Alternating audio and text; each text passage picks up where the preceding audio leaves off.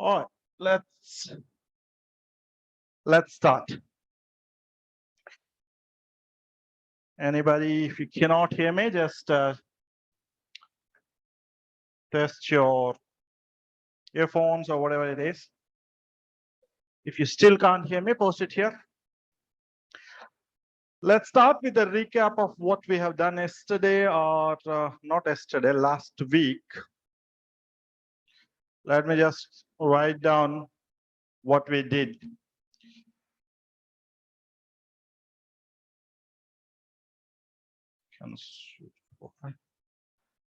So what we did was we tried to understand the difference between Windows and Linux, or Windows and Unix in general. It's not.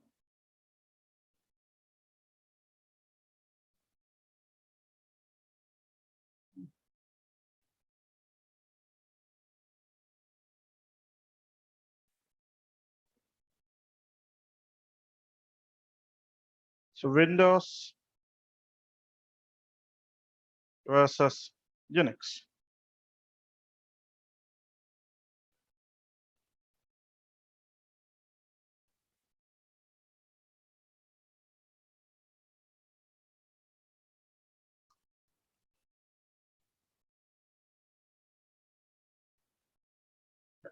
Right? Can we quickly recollect what are the 5 differences or information about these things? So the first one, what was the first one? Single user versus multi-user. In other words, called console versus terminal. So console is a single user, terminal is a multi-user thing. Then the second one, availability of GUI and CLI. It's available on both Windows and Unix. The third thing, automation.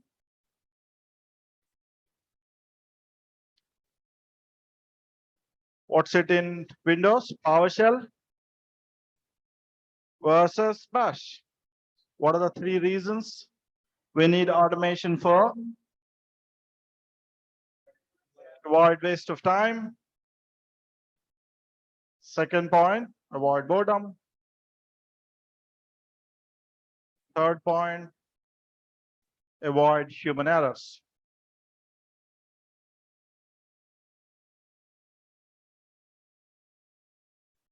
A third point, Windows versus Unix. What was it? Security.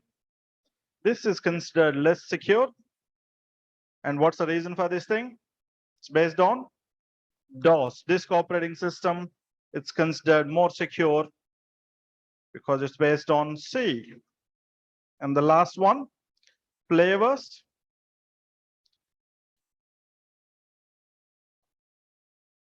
What are the various flavors of Windows? Windows 7, 8, 10, Vista, 10, 11, Windows Server, 2022, let's say.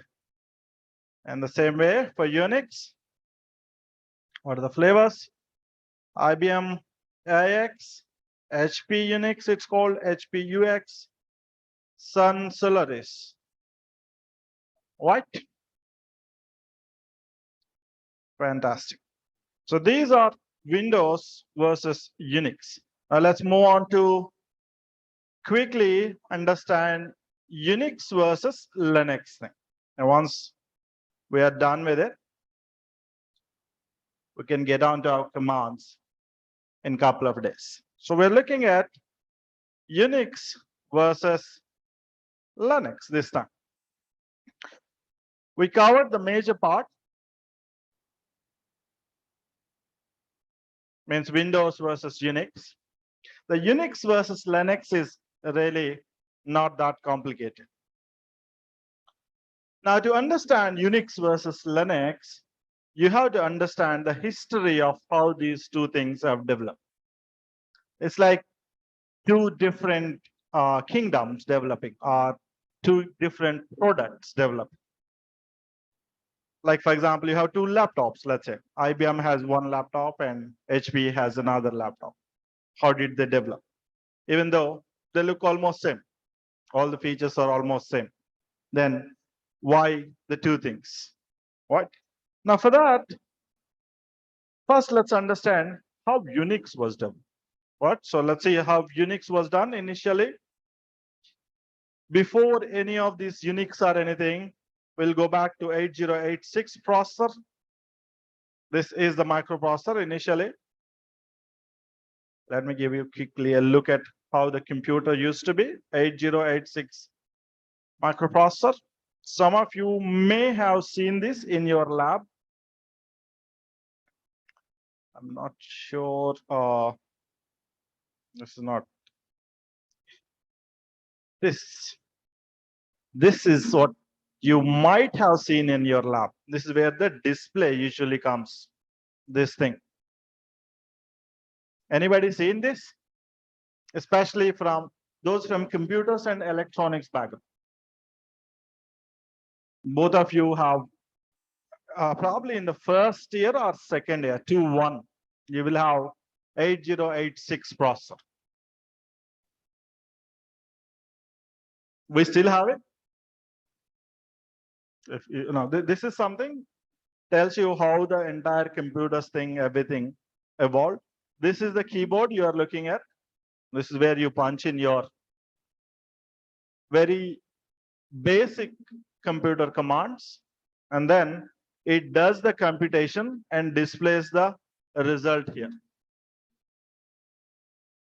Now this thing, even though the image that you are looking at is a very modern image, early days it never used to be this robust. So this is basically 8086 processor. Now on the 8086 processor, if you see the image clear, closely, watch this keyboard here. Let me increase the size of the image.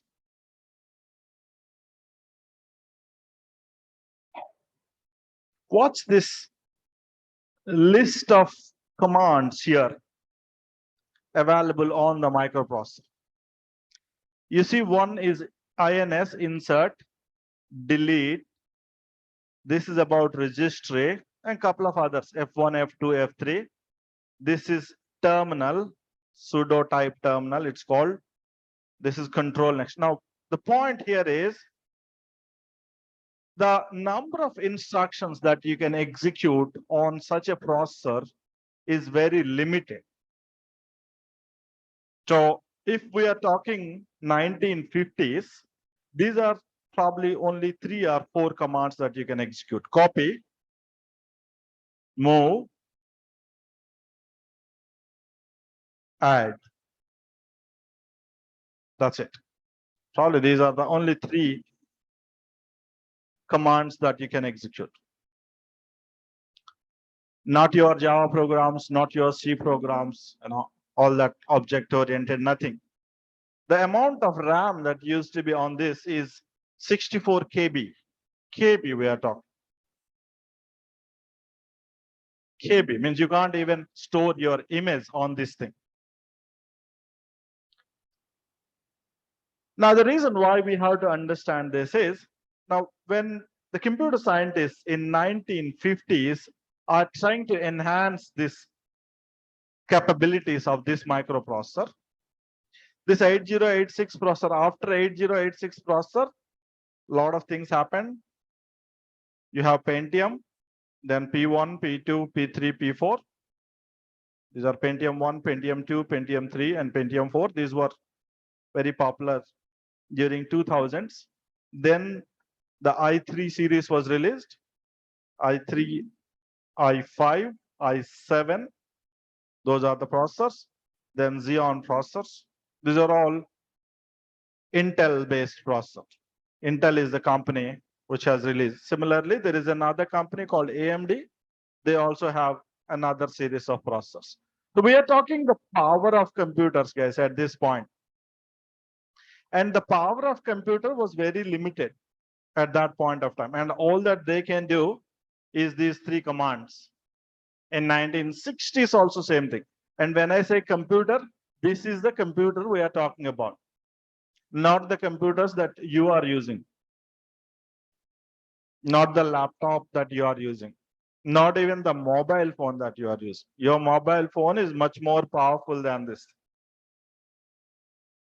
Now try to understand why we are dealing with this thing or why we are talking about this thing is, these are the only things that could be executed because of restrictions on memory.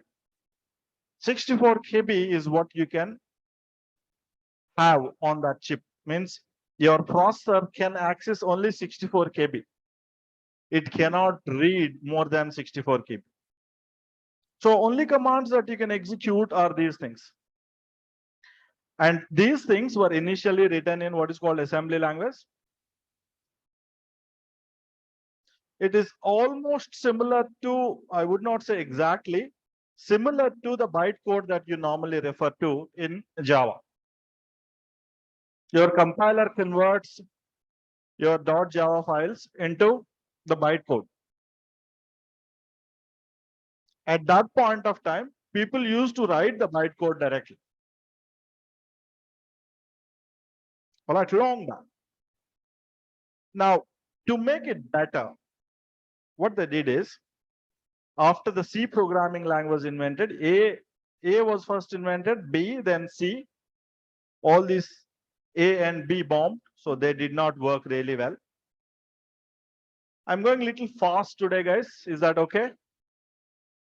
Little fast I'm going. We want to get into commands. Is that okay? If I'm going too fast, please stop me. All right. Switch off the light. Okay. I'm scared now. Okay. Not that one. You want that? That's fine. Perfect. Right. So A is bomb, means the programming language A was created initially. So A did not work out well. So A is gone. It's discarded. Little bit successful.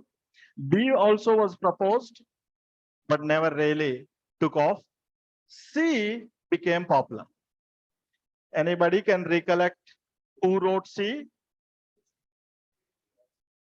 That's good. Fantastic. So we have this guy. Who is that guy? Dennis Ritchie? Yeah.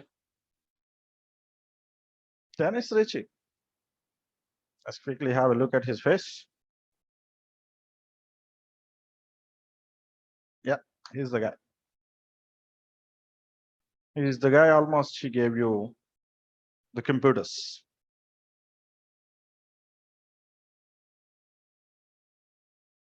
All right.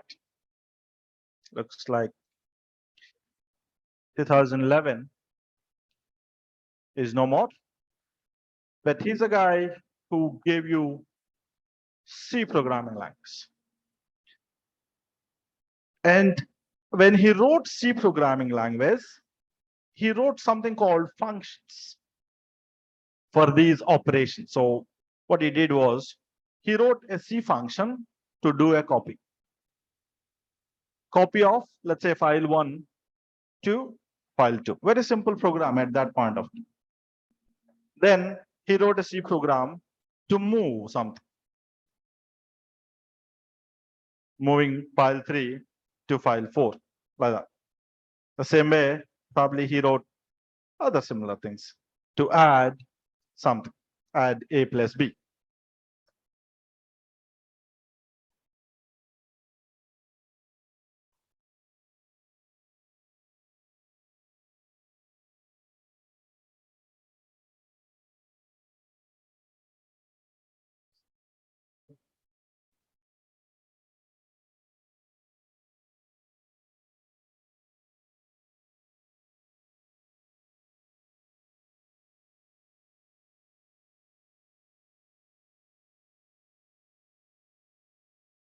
add A plus B, that kind of thing. So what it is, what he took all the C functions that we are talking here, copy C function, move C function, or add C function. He bundled all of them together and he gave away the code. He is simply giving C programs out. Just like the Java programs we see on your Java tutorials website. At that time, there was no internet. Remember, nobody can give anything outside. And these files that he wrote, they don't belong to this guy. He used to work at a company. What's the company? Bell Labs, you see? AT&T Bell Labs, correct. AT&T Bell Labs he used to work.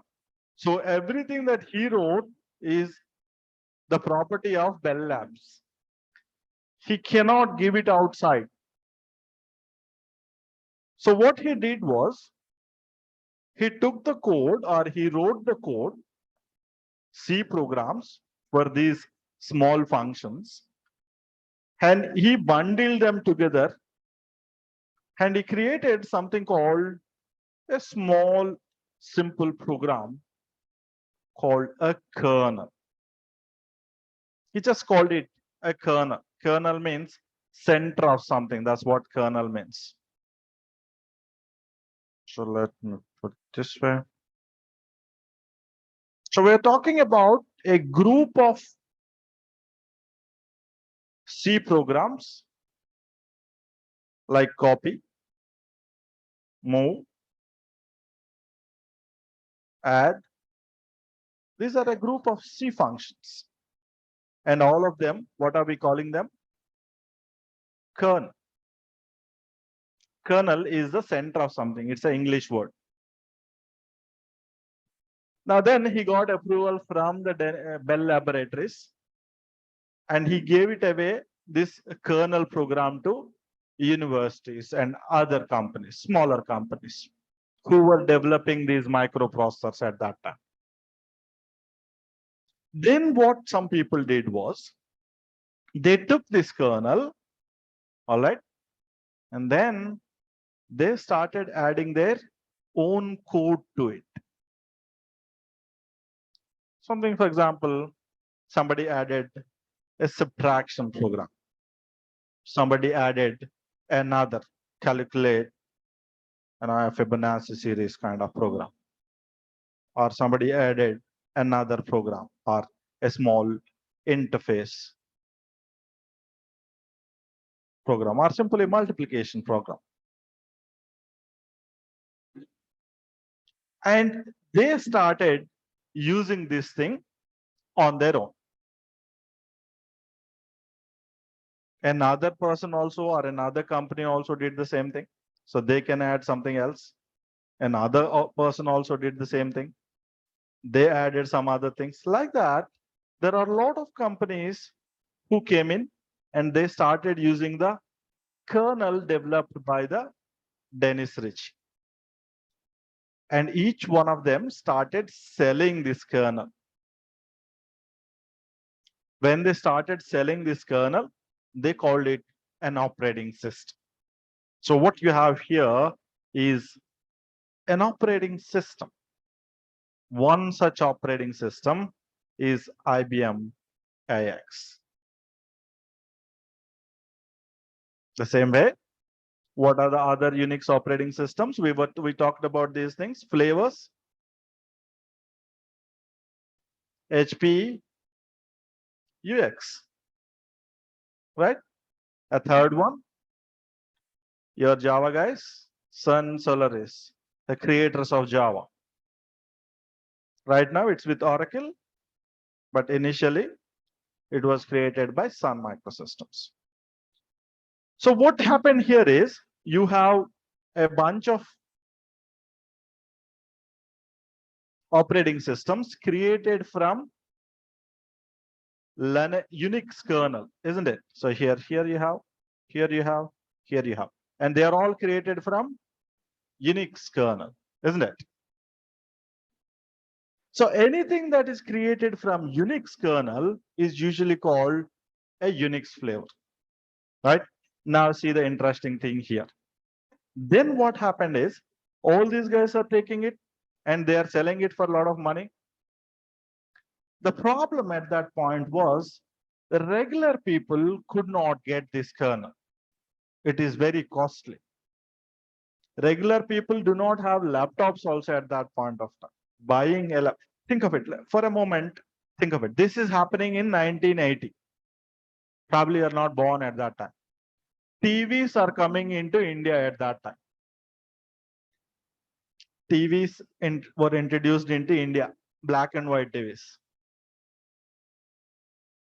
This is all history. It's important that you understand history. That's when you understand why the current development is happening, why there are so many companies, who holds patents, what is licensing, why you pay so much money for Microsoft operating system. This is all history. All right. It's really important that you understand how the business works. Software is a very basic thing. So at that point, we are talking about some big companies like IBM, HP, Sun Solaris. The big companies used to sell the Unix kernel or Unix operating system. Who do they used to sell it to? They sell it to other companies. One such company is very popularly, you know that name, Xerox. Xerox is a company name. It's not the Xerox that you take. It's a photocopy that you normally take. So Xerox was the company which created a photocopier. Photocopier is the machine. The purpose of that machine is to take a photocopy of your paper, right? So Xerox is the company which created a photocopier. Right? Now, this company used to buy the operating system created by one of these guys. They used to buy IBM AIX or HP Unix or Sun Solaris because they need to put this operating system on a chip, and the chip they need to put it into that Xerox machine. And then the machine used to be shipped to other companies who used to take photocopies. All right, at that very simple. Now, this whole thing is happening among business people. Now, the normal people could not buy anything. There are no personal computers also. Microsoft also was not there in business at that time. The most popular computer at that time was probably, even Xerox itself, or a little bit of Apple computers were there. Microsoft never had a computer. They only have operating system. Apple has a computer, right? So here, coming back, the interesting thing happened here. As the reason you are getting jobs nowadays, all of us. One of these guys, the guys who are developing this kernel, is not very happy about these companies selling it for so much money. He thought he wanted it for free of cost. He wanted it for his own research. So what he did was, he took the same code that everybody is taking, this Unix kernel, all right, and then he started creating his own thing. So here, just like these companies, we also have a regular guy now. Let's change the color of this thing so that we understand it's not a company anymore. So here, what we have is a regular normal person, individual, who is trying to create an operating system. And this guy, because he is an individual, he does not have a big team to work on. So what he did was, okay, I will not keep anything that I am doing. I will give it free of cost. But in return, you take the code that I am developing. You also help me find if there are any bugs in the code. Can you guess who that guy is?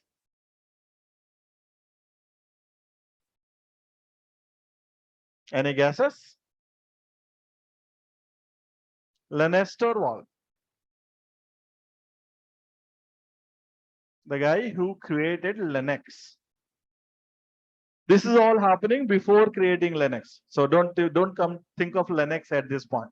So Linus Torvald is a person who is working on same Unix kernel that everybody else is working on. So same thing, nothing new. He's not doing anything new.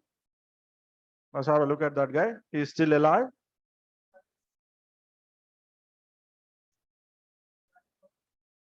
Which one? Yeah, he's the Linus Torvald. He's still alive. He's also the same guy who created Git. All right.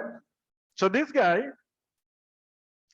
he haven't created Linux at that point we are talking. He simply took the Unix kernel and started modifying. But unlike the companies that are selling it, he did not sell it. Instead, what he did, he started giving it free of cost. And that's when your open source concept was born. Until that time, there is no open source concept. Everything is, what's the other type? Opposite of open source? Opposite of open source, anybody? Closed source? Yeah, that's correct. Why is it closed source? Hold on. So we're talking about closed source. So all these companies, until that time, were only doing closed source. So this thing, this is closed source, means they don't give out the code to anybody free of cost. They will sell it. That's it. So they sold it to Xerox. They sold it to other hardware companies. The companies who used to make ACs, the companies who used to make refrigerators, coolants, all industrial is equipment. But this guy, he did not try to sell it to anybody. Instead, he gave it free of cost. He also put a condition that you cannot sell it to others. You can use it for yourself, personal use or commercial use, fine, but you can't sell it. Remember this point. We're going to revisit this point in a moment. So Linus Torvald created a concept called open source, but he is still working on Unix only. After a few years, when this happened, a lot of people started working along with him. So what you have is a lot of people. Let me insert some image into this thing.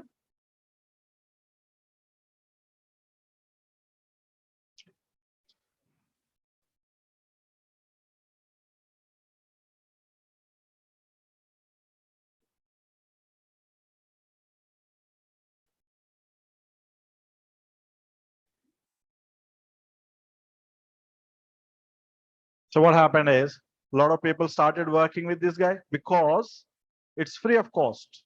They're getting free of cost. So you have a lot of people, individuals, all these people are, they're not companies.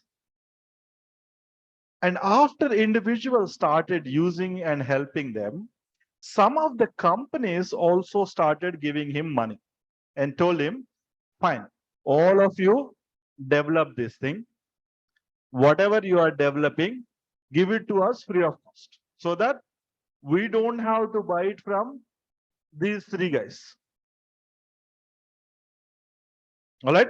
You make it as useful as these three guys are selling. Give it to us free of cost. If you can do that, we will help you with some money so that you can spend some time on developing this, whatever Unix thing you are developing. So like that, a lot of people started coming in, a lot of companies started coming in, and they've all started to work on the Unix kernel that this guy is actually working on. Now, after a few years, everybody started using the open source version of Linus Torvald Unix. People have stopped using the Unix kernel that Dennis Ritchie was giving out. The reason is, these guys, whatever they have developed, because it's happening rapidly now. there are not just people, but other companies also started giving money. So the pace at which Linux started developing, or this kernel started developing, is much more. That's when Linus Torvald has decided to name his version of the Unix kernel. So the Unix kernel that Linus Torvald developed is named as Linux.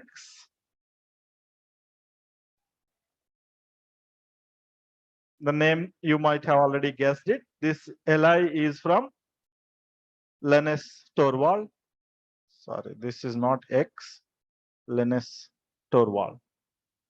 That's his name. Let me get this name correct. So see this thing, Linus. Linus Torvalds. That's his actual name. So he took the first two letters of his own name and the last letters of Unix, or similar letters of Unix. So it became Linux operating system. Now rephrase your wording. What's the difference between Unix and Linux? Is there any difference? They initially started from the same kernel. Both of them started from the same kernel. The kernel that was provided by Dennis Ritchie only.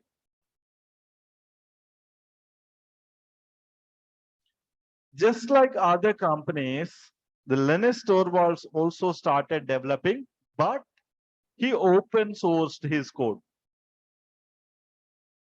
He did not keep it for himself. So there are a lot of people who started developing this code along with Linus Torvald. And because this is an open source one, it became so different after a few days. And it started to look better than the original Unix or these operating systems. So other companies have started using this version, and because they wanted to use that thing, they gave a name to it. So everybody decided, let's call this Linux operating system.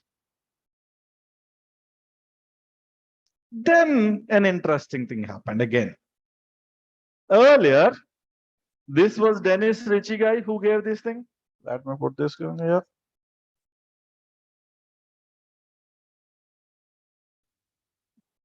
Don't worry about the spellings. Is the guy?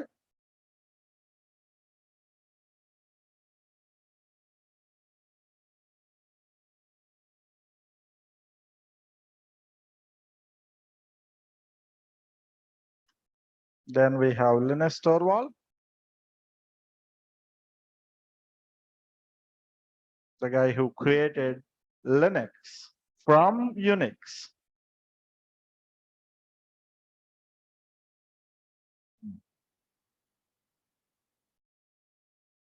Serve it.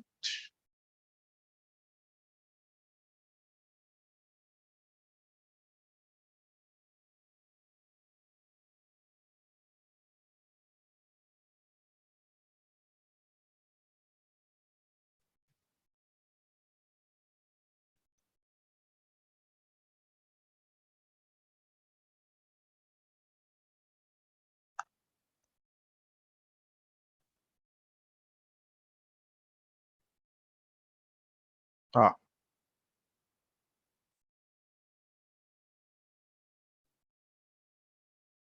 I'm trying to get an image.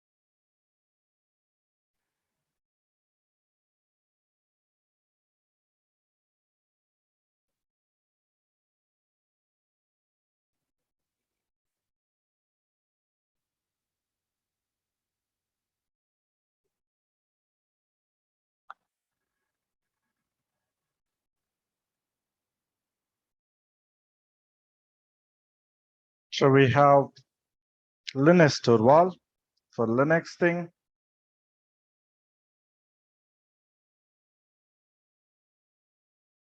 And for the Unix kernel, we have the Dennis guy.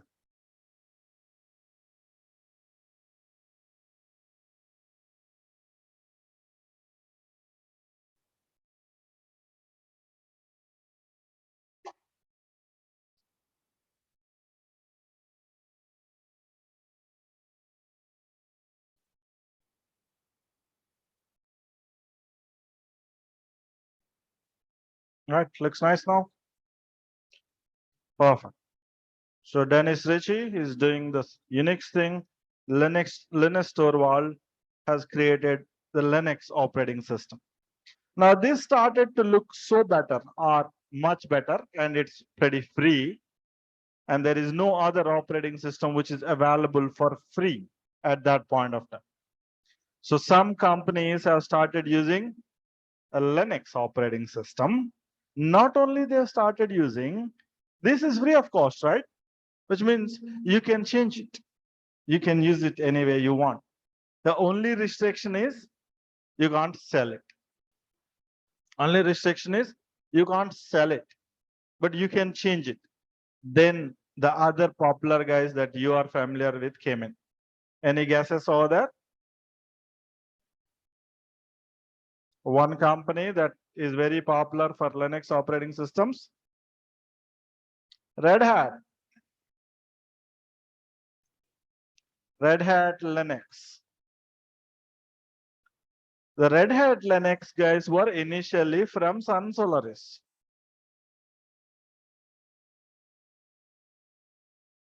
They were working with Sun Solaris at the beginning. So some of those guys came out of the company. They took the Linux operating system, which was being developed by Linus Torvald, and they started to create what is called a flavor of Linux. The core operating system is same. They've added a flavor to it, like a vanilla flavor.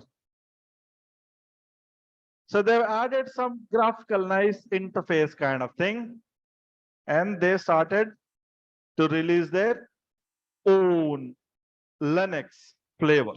So that's when you have the whole Red Hat Linux. Let's get an image so that you have proper things on your mind. So we are talking about Red Hat Linux. That's the first or most popular, not the first one, but the most popular Linux flavor of Linux operating system. You can also take the Linux operating system. You go to linux.org, you can find the code, and then you download the whole thing. You release your own operating system. ABC operating system or Ramesh operating system or any operating system, you can create your own. Everything is available on linux.org. So the code that was developed by this guy constantly gets updated to the linux.org. Most likely this is in GitHub again.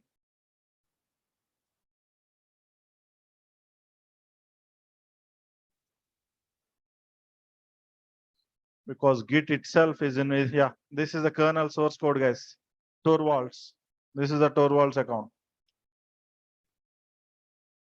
This is a Linux source code. This is a Linux kernel we are talking. Everything is available. Nothing is a secret now. You can pick this code, this whole repository, you can pick it up. How do you download this thing? Something like git clone or git init, something you do. So here, leave the git part. So this is your git repository, and everything related to Linux is available on linux.org. So here, the Linux operating system, even now, is actively developed by Linus Torvalds. And there are a lot of companies that have started releasing their own flavor. So you have a Red Hat flavor of Linux operating system. The same way you have Oracle own flavor of Linux. So you have Oracle Linux. Can Oracle do that or not? Anybody can take it. You can have also your own operating system. So if you say Oracle Linux, it looks almost similar. See, this is the interface Oracle Linux looks like. And this is the image they use normally. So if we download it, oh, I don't think we can. Let's download a JPEG image kind of thing.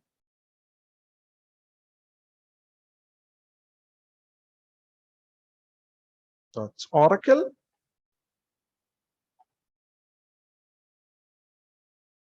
So let's bring it up here. So we are talking the second flavor of Linux, Oracle Linux. Like this, we have a couple of other popular ones. Let me add 2 or 3 more at a time.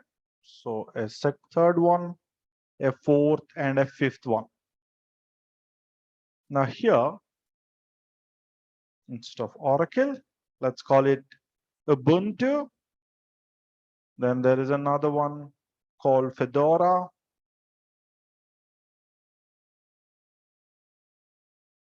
Then there is another one called CentOS. All of these things are flavors of, what are these flavors of? Mr. Anil's screen is off. Oh, sorry, screen is off. Just give me a moment.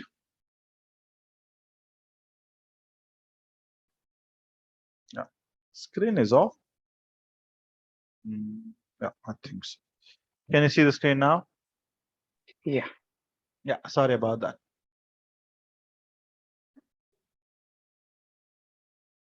Yeah, sorry about that. So what we did during, I think, the last 1 minute, Red Hat Linux is one flavor of Linux. Oracle Linux, same thing. Again, they took the Linux operating system by the Linux Torvald. They created their own flavor. The same way, Ubuntu is a Linux operating system created by a company called Canonical. Canonical is a company, very popular company, because Ubuntu is like Windows for Linux. I'll come to that point in a moment.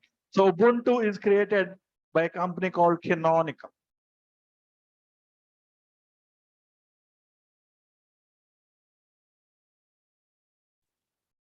This is how it looks like. Ubuntu interface, a really nice interface this is. It's really beautiful, like Windows. They're also coming onto mobiles nowadays. You can see this thing. So this is a Ubuntu interface created by a company called Canonical. This is the most popular Linux for desktops. Let me pick up an image, nice image.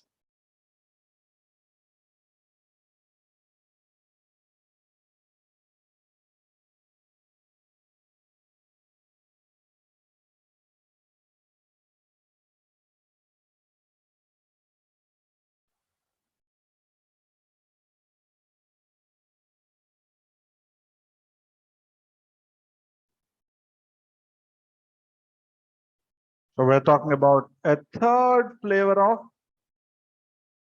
Linux operating system.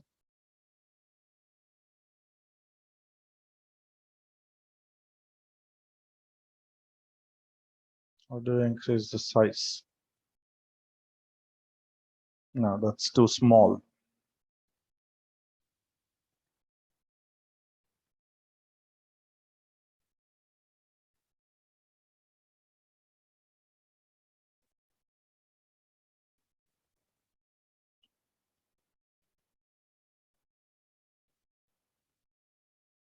So we have a third flavor of Linux. The reason I'm giving these images is you remember these things. You are going to come across these versions or flavors while you are working. Means when you deploy your Java code, you have to understand which flavors of Linux you are putting your Java code on.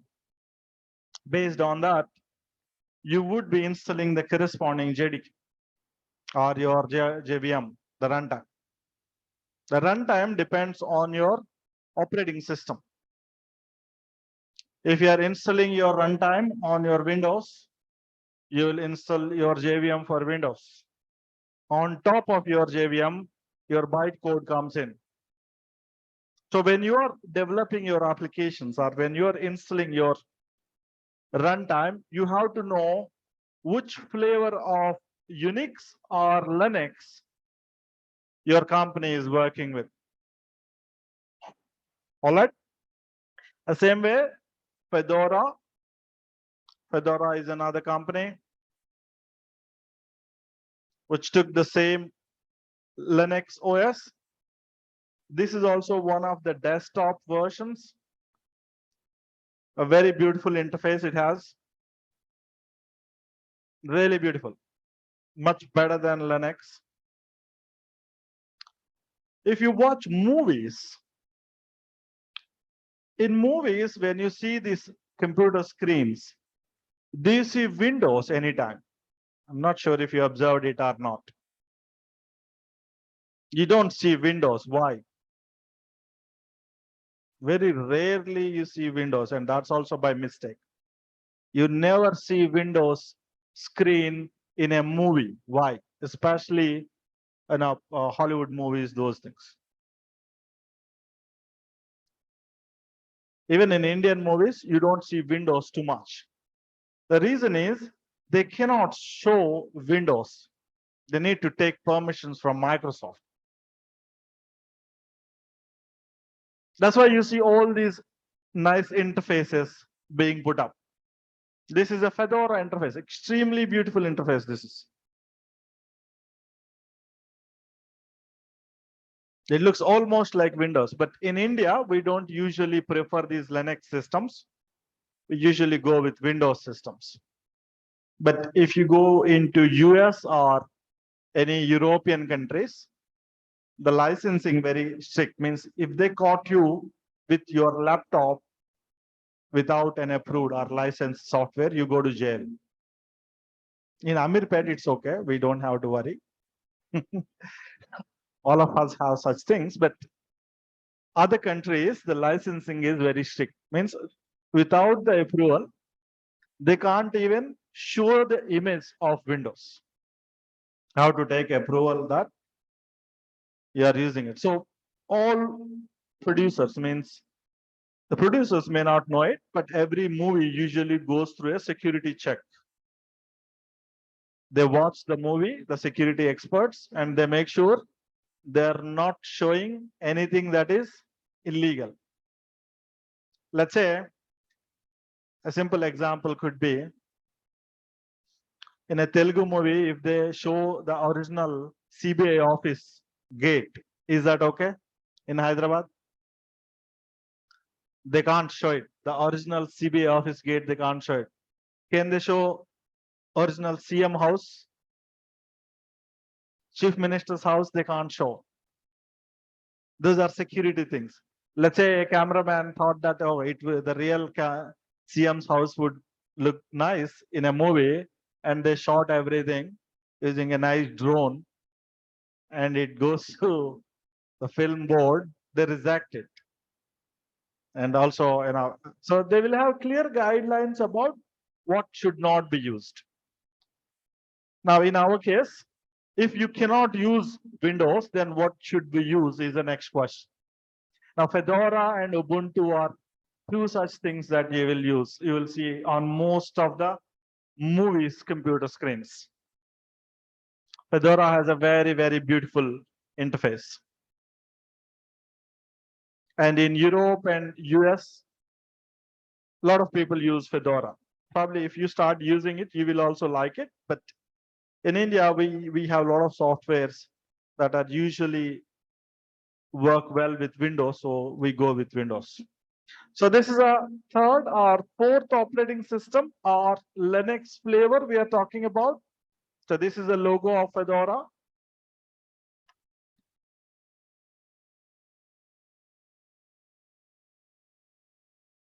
So let's take it. So the last two operating systems are the flavors of Linux, Ubuntu and Fedora. They're more towards desktop users, not for servers. The first two we talked about are servers, Red Hat Linux and Oracle Linux.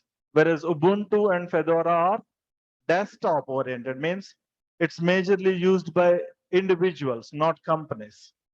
You will have movie players, then image editors, just like our Windows laptop. Whereas the server operating system, you won't have MP3 player or MP4 player on a server operating system. We have already seen that thing. Let me show you how a server operating system looks like. It looks just like a regular one, nothing new. Oh, I think we have already seen it.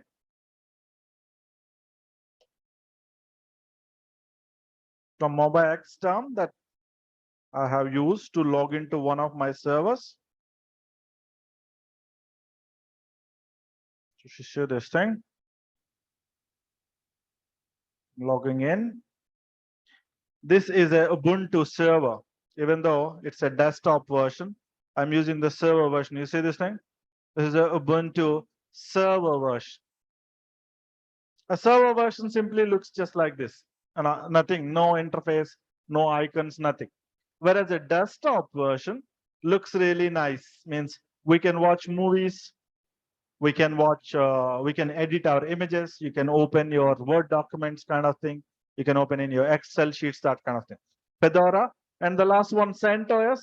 This is also same version as Red Hat. Red Hat and CentOS are almost same, but the difference is Red Hat is supported by the Red Hat company. Means when you are installing Red Hat, if you come across a problem, a Red Hat company will come and fix that problem for you. The same code that Red Hat uses will also be used by the CentOS, but you have to deal with your own problems. So there is a slight different logo for CentOS, but the company name is same. This is CentOS.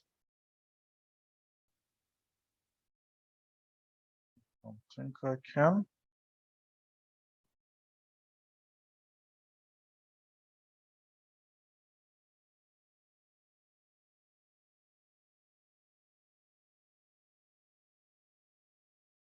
All right, so we have the last one we talked about.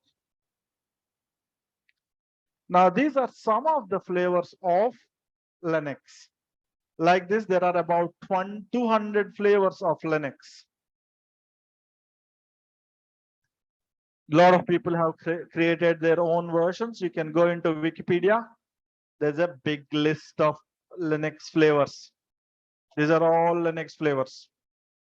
I just said 200. It looks like there are more than 200. I think there is a big image over here, how it's developed. You can't even open it. Yeah. See, these are various Linux flavors. All of them developed from the original Linux kernel. Oh, they are developed from Ubuntu. On top of Ubuntu, you have all these versions of Ubuntu. Let me just. So they are developed from Ubuntu. Means Ubuntu also can be taken as a base, and on top of Ubuntu, you can have all these things. So you understood the generic concept, right? So somebody initially created an original kernel, 1950s, the Dennis Ritchie. In C, the kernel was created. That Unix kernel was given to all the companies, or some companies took it and they started developing their flavors of Unix. The same Unix kernel was taken by an individual, Linus Torvald. He changed it so much that it became its own operating system. Then people started using the Linux operating system as a base kernel, and they started creating all the flavors of Linux. So the most popular ones, Red Hat, Oracle Linux, Ubuntu, Fedora, and CentOS. So the difference between Unix and Linux, what's the difference? You don't have 5 points here. There's only single point. It's the kernel. Whether you are using Dennis Ritchie's kernel versus Linus Torvalds kernel.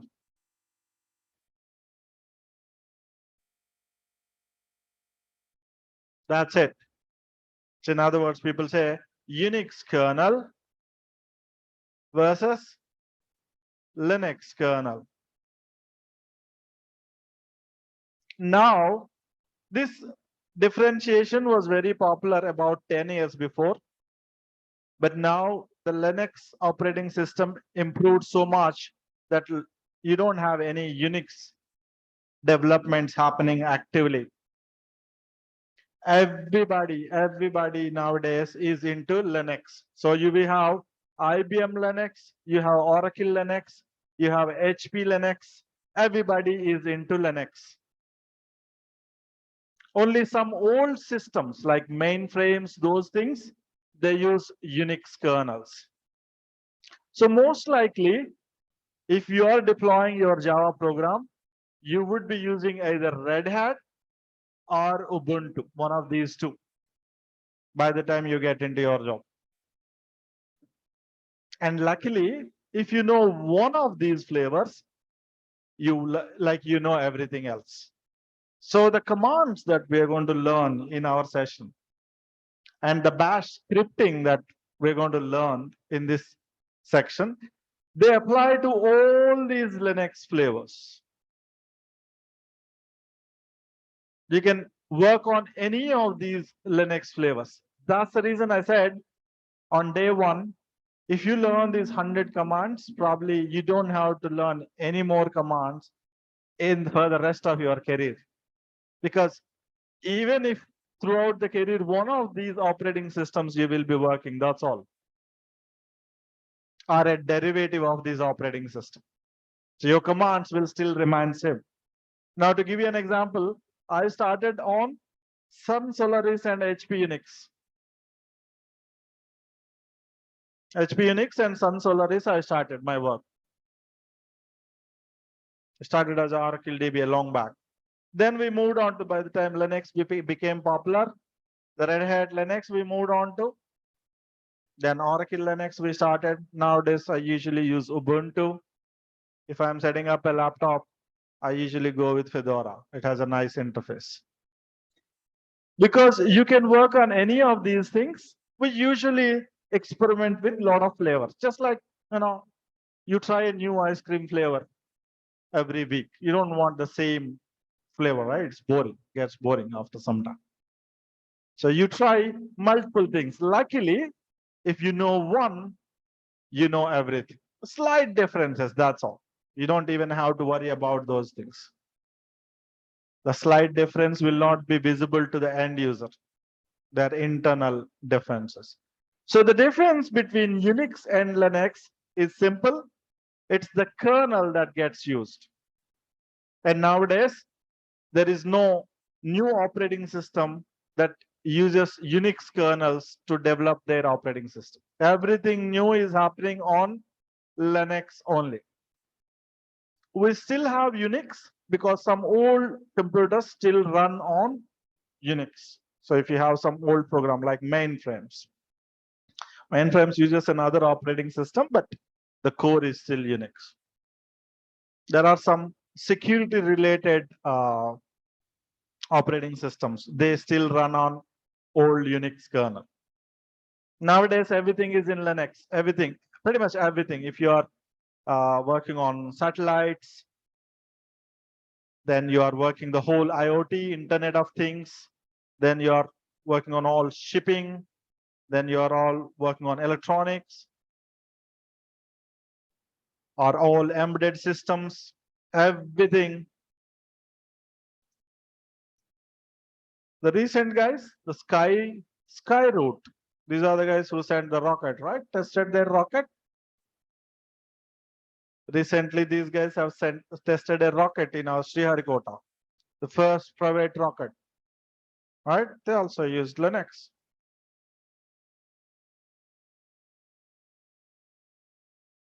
So everything is in Linux. So if you know these 20, 25 commands or 25 commands, I would say more than enough, but we will usually go with 100 commands.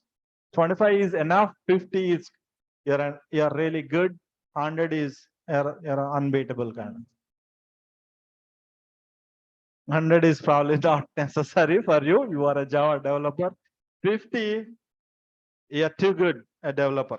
So we will be looking at those commands, but they're all Linux commands, and we will be mostly working on one of the Ubuntu servers to learn all our Linux commands. So tomorrow onwards, we will start with those commands. We will slowly learn all the important commands to work in any Linux environment. All right. So let's quickly recap. Windows versus Unix is the 5 points. One is, let me go back here. One is single users versus multiple user. The first one, GUI versus CLI. The second one, they are available everywhere. Automation a little bit difficult versus easy. Security less versus more. Flavors available everywhere. Now that we already talked about flavors, let's add Linux flavors here. Linux flavors, the most popular one. Red Hat Linux, then Oracle Linux, then Ubuntu Linux, Fedora Linux, CentOS Linux. All these are Linux flavors. All right. So we will be learning the Linux commands, not Unix commands. All right. So if somebody asks you, do you know Unix or Linux? You know Linux because that's the latest one. Unix, you can learn it, but not relevant at this point of time for us. And because we are focusing more on Java friend, all Java is nowadays on Linux, not on Unix. So we'll be focusing on Linux related commands only, which means we will be using one of the flavors of Linux. Specifically, we'll be using Ubuntu. That's the most popular after Red Hat, but nowadays everybody is moving to Ubuntu.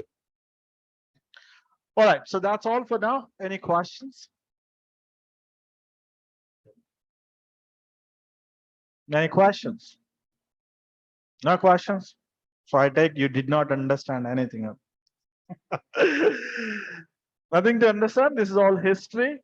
So it's important that you know the history. That's when you understand why the products are moving. It's why there are so many flavors. That's something a very confusing question until you know this history. This happened over a period of 20 years. Now, if you know the history, you know why there are so many flavors. You also know you can create your own Linux operating system. The code is available on GitHub. Code is available on linux.org. All right. So that will be all for today. It's a short session. Somebody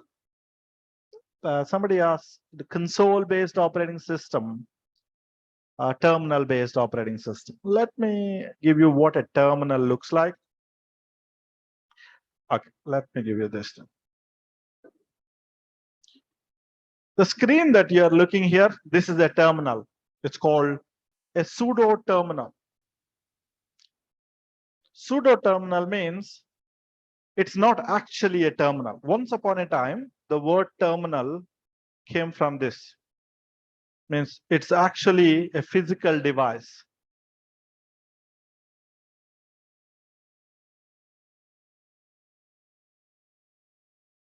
This used to be a terminal.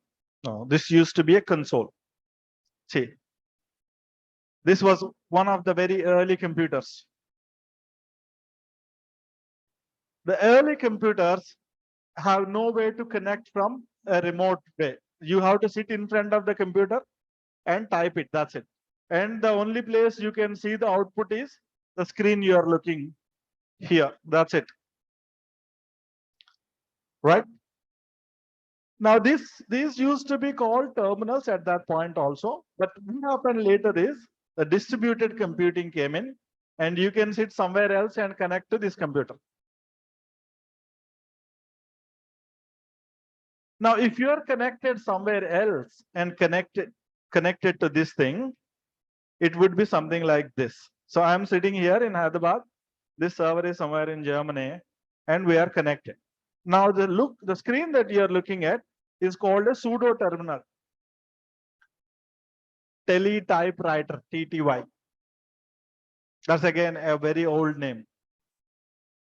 In Linux, you will see a lot of names which are very old. So don't try to understand every name. It's not worth it. You'll be wasting a lot of time. It's available on Google, what the meaning is, but not worth it. Now that somebody has asked me why a console versus terminal, the console is this model, wherein you have to sit in front of the system and type it, and you can see the output only over there. There is no remote connectivity.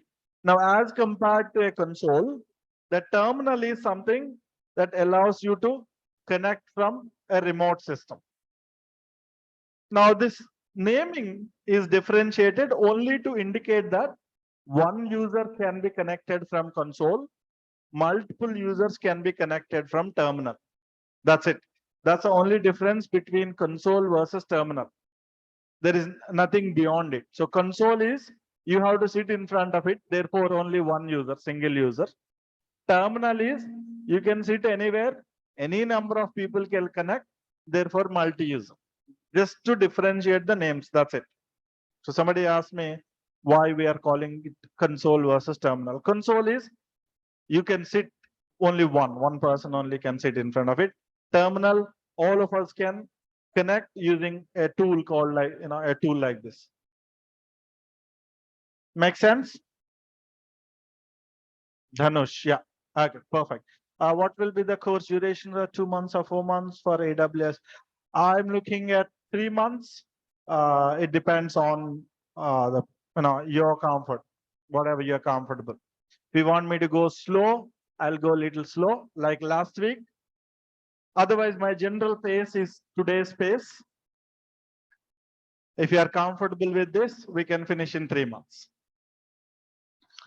If you want me to go last week's pace, it'll go for 4 months. Whatever you choose, your choice. I'm okay with any way you want. I would say when we have something, a light topic, we will go a little fast, like today. If we have a dense concept wherein it requires some time for you to understand, where I have to repeat it more number of times, I'll go slow. All right.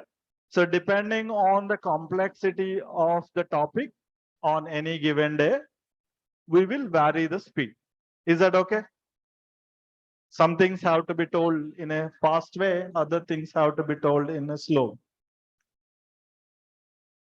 Right? Suspense movie versus romance movie. So they need different tempos. So we'll go depending on what we are talking, we'll change the speed. Right? If you are not comfortable with the pace at which we are going, just let me know on any time. We will change the pace as per your comfort. No hard and fast rules. The only requirement here is that you are able to understand what we are talking. That's my primary objective. If I'm teaching you something that you do not understand, there is no point in me teaching. I'm not competent in that case in terms of teaching. So I can teach really well. I have a lot of knowledge. So I want to make sure you are getting at least part of it. All right. Any other questions, guys? Will you cover Ansible? No, we will not be covering Ansible. Ansible is pretty much dead. Nobody uses Ansible nowadays because of the cloud. Everybody is moving to Terraform. So we have included Terraform in this thing. So we removed Ansible. Ansible kind of became less and less popular about 1 year before. The reason is, again, this is a commercial reason. Ansible was majorly supported by Red Hat operating system. About 2 years before, Red Hat was purchased by IBM. From the day IBM purchased Red Hat, Ansible became less and less and less popular. And also at the same time, cloud is more popular, AWS and GCP and Azure. They usually recommend Terraform to do all this stuff. So learning Ansible will not add much value to your resume. Let's say you spend about 100 hours to learn Ansible versus the same 100 hours to learn Terraform. You will have more advantage with Terraform. So we will add only those things that will give us maximum benefits. All right. Next question, which all days will be held Monday to Thursday? Monday to Friday, guys. General. Last Friday, I could not take it, but generally Monday to Friday. That's our regular model. Saturday, Sunday, usually some workshop or something else will be there. So we want to focus on those things. This class will happen Monday to Friday. Any other questions? Perfect. If there are no questions, you can wrap it up for today. I'll see you tomorrow, same time. Thank you very much. Thank you.